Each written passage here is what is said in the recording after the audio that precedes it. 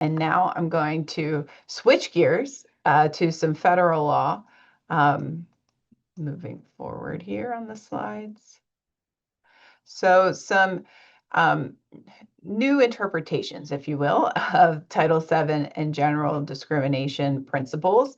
I'm going to start first with a case. I think this might be the only case we're covering today, but important nonetheless. And this is a case out of the Fourth Circuit Court of Appeals, which is the federal circuit court that has jurisdiction over Maryland, Virginia, West Virginia, North and South Carolina.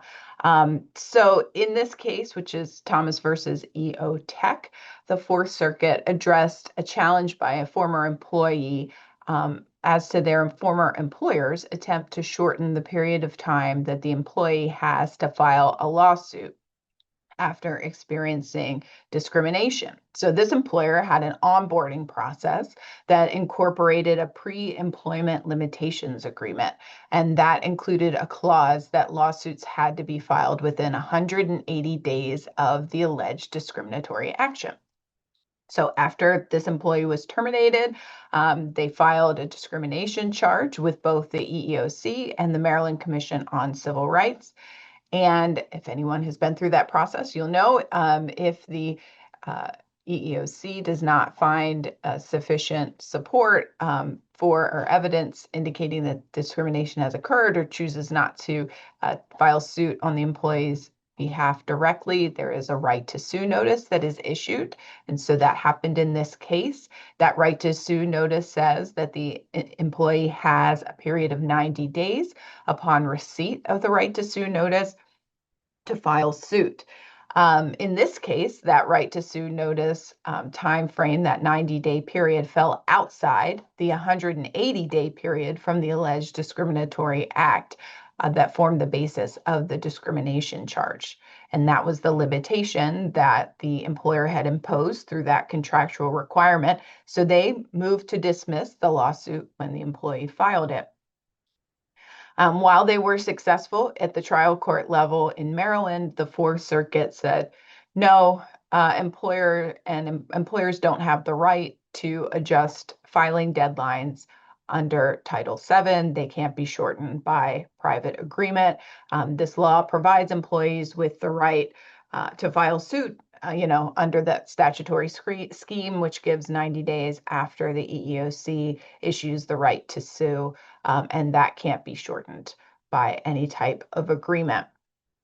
So interestingly, the court also noted that that might not be the case under Maryland's anti-discrimination law. So I think it remains an open question whether employers could potentially shorten the limitations period for a discrimination claim under Maryland law, but certainly clear in the Fourth Circuit that employers cannot do that under federal law. So if you have such an agreement in place, make sure that you revise that to make clear that any limitations period is the period that is provided under federal law, to make sure that you don't run afoul of this case going forward.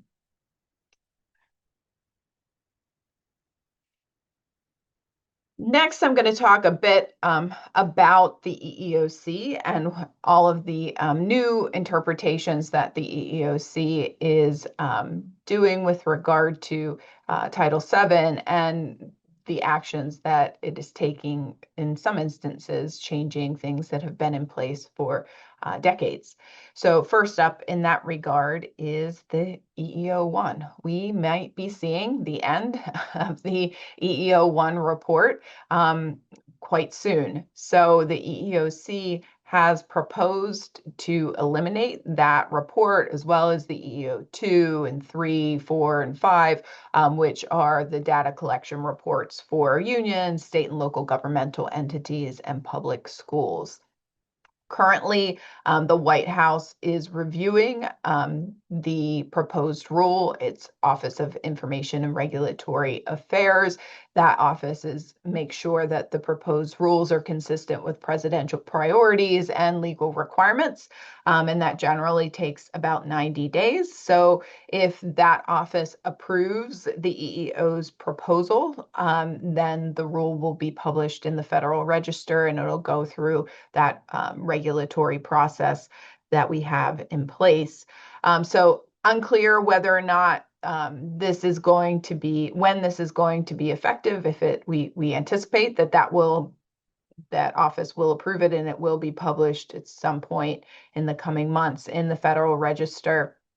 However, we are anticipating that reports for 2025 information that are filed in 2026 will be required.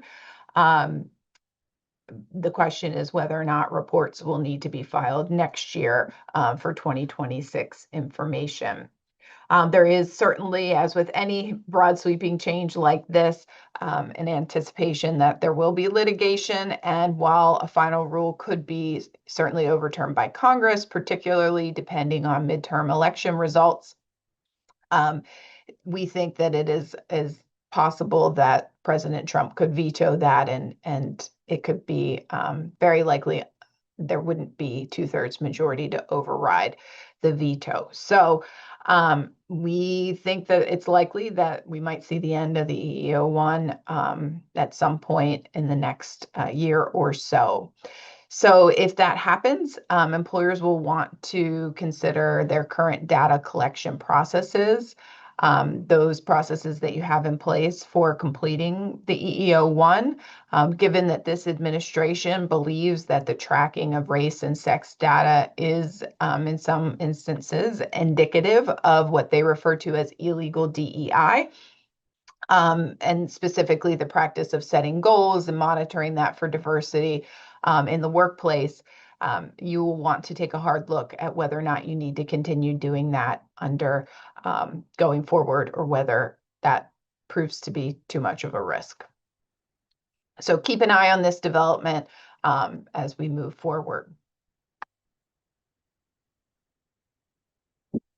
Next, I want to talk about what the EEOC is touting as their successes and focus areas in the first 15 months of the Trump administration, because again, they are using some different interpretations of the law. And I think it's important that you as HR professionals are aware of those different interpretations, and are making sure that your frontline managers in particular are issue spotting potential violations, so that you can make sure that you are in compliance with applicable law, or if you choose to challenge it, that you're doing it with knowledge of potential litigation risk coming from it. So the first focus that the administration or the EEOC has touted is that they are protecting religious freedom, and they explain that their efforts have been exhaustive to restore what they say is even-handed enforcement of all of these employment and civil rights laws.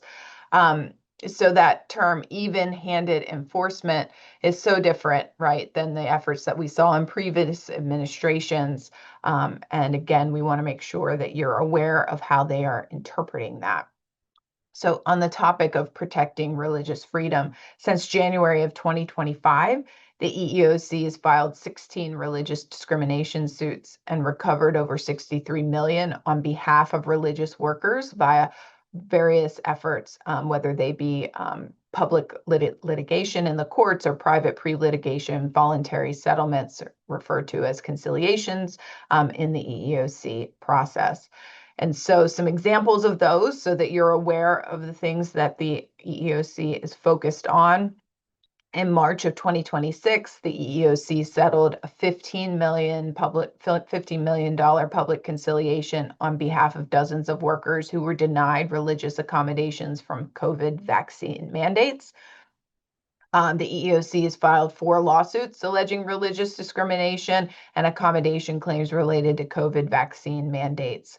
I am, very hopeful that we never have to deal with the concept of a vaccine mandate in the workplace going forward. But if we do, unfortunately, this litigation will be important to keep in mind as you move forward with any accommodation efforts associated with that mandate.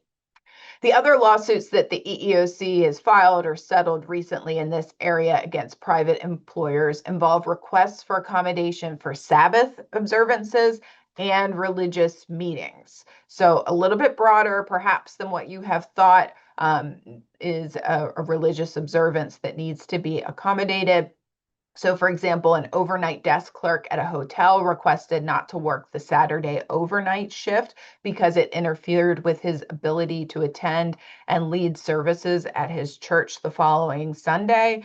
And so that was a lawsuit that the EEOC took on. A case involving a truck driver who filled in once on a Sunday because they needed help, and then began to be scheduled regularly on 4 Sunday morning shifts, objected to that and requested religious accommodation. And when that wasn't successful, the EEOC filed suit on that employee's behalf. And then in another case, a Christian employee alleged that they were unable to take off to attend Sunday services and meetings that were required of this individual as a church leader. And that case was settled at conciliation for over $100,000. So really make sure that your managers are briefed on, when employee makes a request to not take a shift or change a regular work schedule, or even, refuses to fill in on an interim basis. We're heading into vacation season. It could be that you're looking for folks to work on certain days. Maybe it's an evening shift. Maybe it's on a Sabbath observance or a holiday. Make sure that they're aware to rope in HR if the employee mentions anything about a religious observance or religious service, so that you can avoid running into an issue here with the EEOC.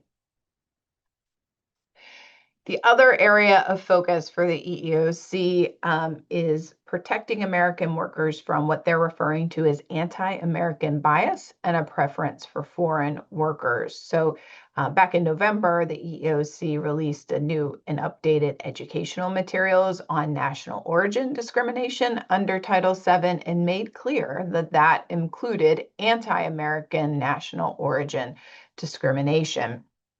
Chair Lucas believes that there is a widespread problem in many industries of employers having policies and practices that prefer illegal aliens, migrant workers, or non-immigrant guest workers over American workers. And they are using their litigation to demonstrate this to Americans. So earlier this month, the EEOC filed suit for national origin discrimination and retaliation against a construction services company. According to the EEOC's lawsuit, 2 employees were subjected to anti-American slurs by their Mexican coworkers. An employee had their tools taken away from them, impeding that employee's ability to work. And that employee's directives were ignored by other employees, and those employees derided him, made fun of him because he was not able to speak fluent Spanish. The employee complained to their supervisor. The supervisor didn't address this, and that resulted in additional harassment and complaints. So then the employee went above their supervisor's head and made a complaint to the next level supervisor, and that resulted, according to the employee, in their being fired. And so the employee has, filed with the EEOC, and the EEOC has decided to take on this employee's case and filed suit against their employer. So important that you are making sure that managers have a keen eye to this, anti-American bias, particularly, could be creation of a hostile work environment. If you have an employee who, isn't able to speak Spanish, let's say, for example, is here, or, isn't of the same culture as many other workers, in the workforce or on a project or at a job site or something along those lines, that managers are stepping in and addressing that the same way they would if it was the other way around. Third priority for the EEOC is defending women's sex-based rights at work. In January, you might have seen, I think we covered in our last session, that the EEOC voted to rescind the 2024 enforcement guidance on harassment in the workplace, and specifically explained that that was because the guidance took a position that harassing conduct under Title VII includes denial of access to a bathroom or other sex-segregated facility consistent with an individual's gender identity, and that harassing conduct includes repeated and intentional use of name or pronouns inconsistent with an individual's known gender identity.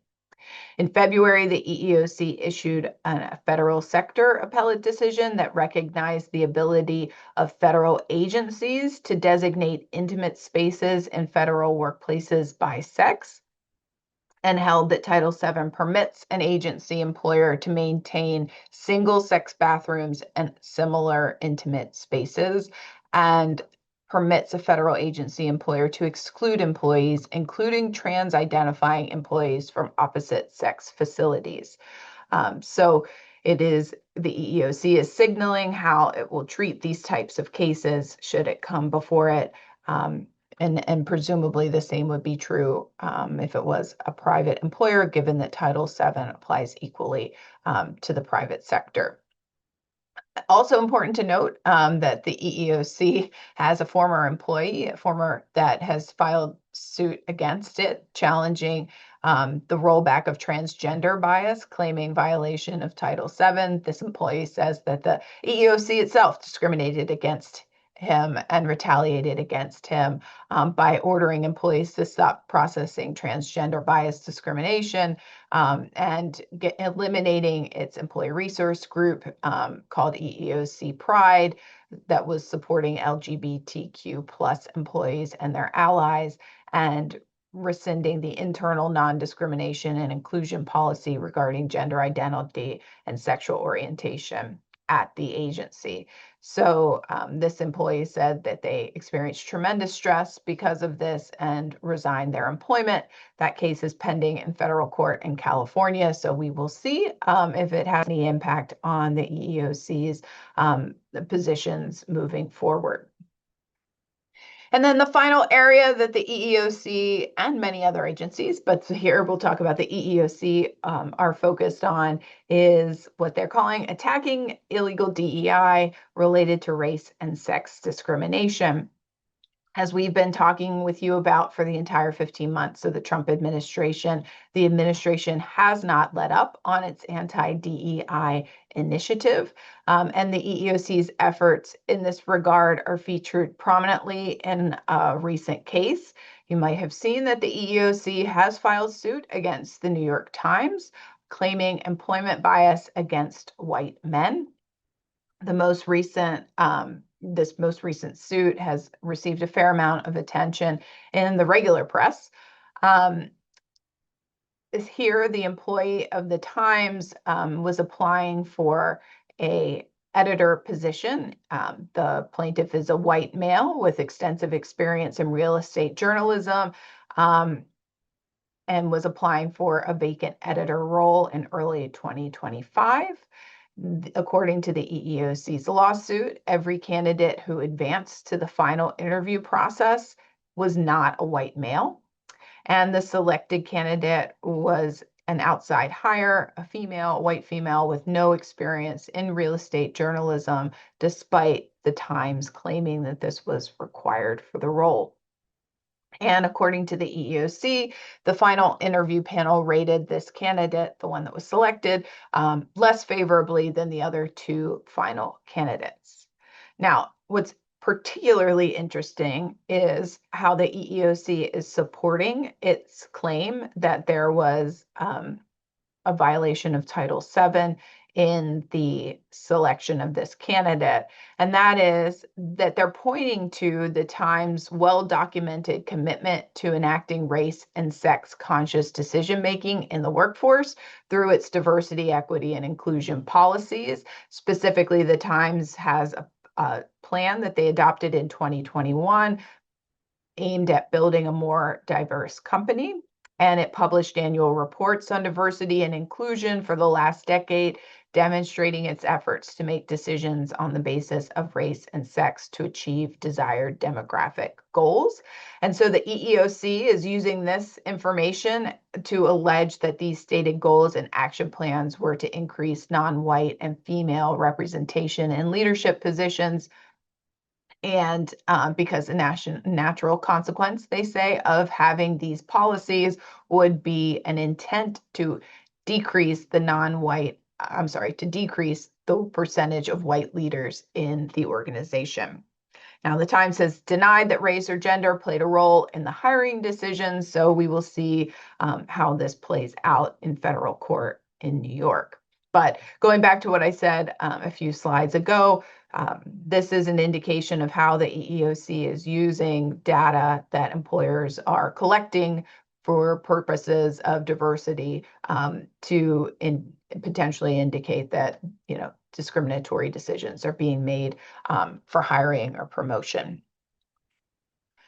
In addition, earlier this month, the EEOC intervened in an appellate proceeding of a lawsuit filed by a former professor at Temple who is alleging discrimination in Temple's decision to deny him tenure. And similarly, in support of that, they're pointing to Temple's diversity and faculty hiring preferences that they had published several years ago as evidence of the bias against this professor's attempt to obtain tenure.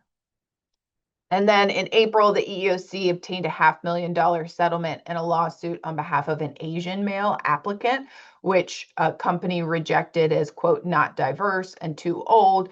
And the lawsuit alleged that the employer instructed its recruiter to identify diverse candidates for this position, discussed goals to identify candidates based on gender and ethnicity, and noted its willingness to dispense with some of the relevant qualifications, including certain experience, depending on whether the candidate had certain protected characteristics. So all of this to demonstrate that really any efforts that you're using on, to increase diversity through specific instructions in your recruiting and hiring processes could be used as evidence of discrimination under Title VII.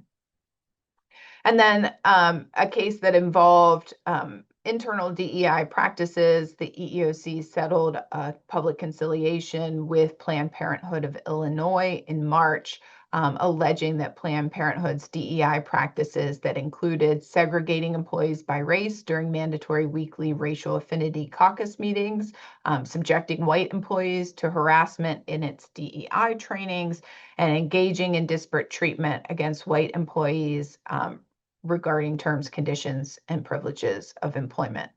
So be cognizant of how, if you have ERGs or similar affinity groups in the workplace, make clear that all of those are open, they're voluntary, and they're open to anyone who is interested in participating in them. Any type of segregation or mandating participation in that will certainly run into challenge by the EEOC.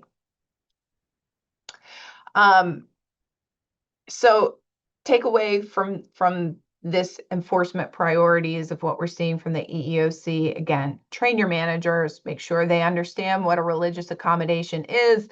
Any request for a different type of schedule could potentially, if there isn't a religious accommodation analysis done, could run afoul of Title VII.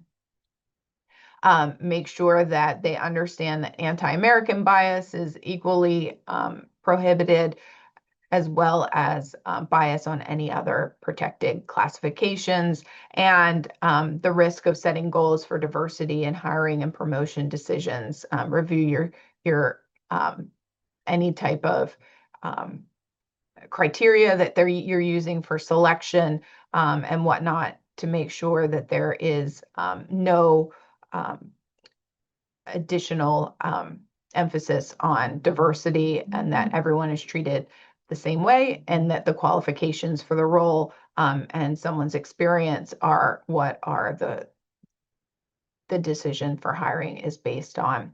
And then, of course, make sure that your training content and your affinity group structures aren't going to create an issue for you under Title VII. Okay, so now I just want to turn to a big change that all federal government contractors are having to grapple with moving forward, and that is Executive Order 14398. That was issued by President Trump on March 26th, and that executive order is entitled Addressing DEI Discrimination by Federal Contractors. And so in issuing this executive order, all executive departments and agencies of the federal government are now required to add language to federal contracts that bars racially discriminatory DEI activities. The Trump administration's rationale for this executive order is that racially discriminatory DEI activities impose artificial costs in hiring, promotion, and operations, create excessive workforce turnover, reduce the available labor pool, and generate inefficiencies that are being passed on to the federal government through contractor pricing. So the FAR Council issued a memorandum on April 17th that provided guidance to these agencies on how to issue contracts and implement this executive order. And that memorandum sets forth the new contract clause that must be inserted into all new solicitations and resulting contracts that are valued over $15,000. So this is pretty much all of them, beginning April 24th, 2026. And that's for new contracts. For existing contracts, contracting officers are instructed to make unilateral modifications to the extent possible by July 24th to insert the clause. And the memorandum says that any contractor who refuses that modification may result in the agency determining that the contract no longer meets its needs and could be terminated for convenience. So we are seeing these be implemented at the present time on new contracts and anticipating more attempts at implementation in existing contracts in the coming weeks. So what does this clause require? What does it say? This clause says that the contractor will not engage in any racially discriminatory DEI activities, which the order defines as disparate treatment based on race or ethnicity in the recruitment, employment, such as hiring or promotions, contracting, including vendor agreements, program participation, or allocation or deployment of an entity's resources.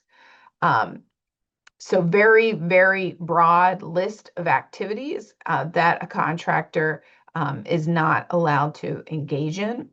The law defines program participation to include membership or participation in or access or admissions to training, mentoring, or leadership development programs, educational opportunities, clubs, associations, or any similar opportunity that is sponsored or established by the contractor or the subcontractor.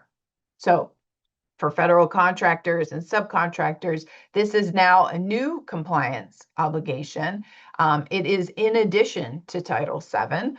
It is more narrow in the sense that the definition is focused only on race and ethnicity, not the broader category of protected characteristics under other federal laws or other prior executive orders issued by this administration. But it is much broader in the sense that it doesn't cover just hiring and promotion of employees, but also in how that contractor is allocating resources, right? Is there some kind of diversity program that the company has in place for vendor relationships, for subcontracting? What about development and training programs? Is there funding that is provided to increase, diversity in leadership? And so there's a leadership development program in place by that contractor. So all of that is potentially classified as racially discriminatory DEI activity, and would be in violation of this executive order. So what are the requirements? The government contractor has to furnish all information by their CO for compliance with this directive. So if there is an information request, which we anticipate will probably be how they move forward with trying to enforce this, there must be compliance with that. In the event of non-compliance, there could be a cancellation of the contract or a suspension, and there could be debarment for any contractor that is engaging in this activity that violates this executive order.